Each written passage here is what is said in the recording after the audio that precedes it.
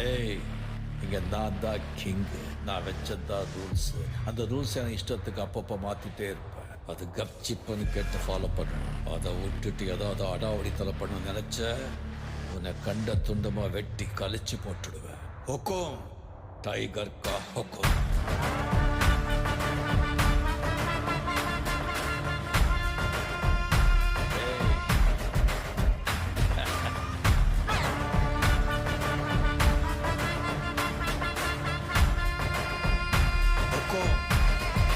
tiger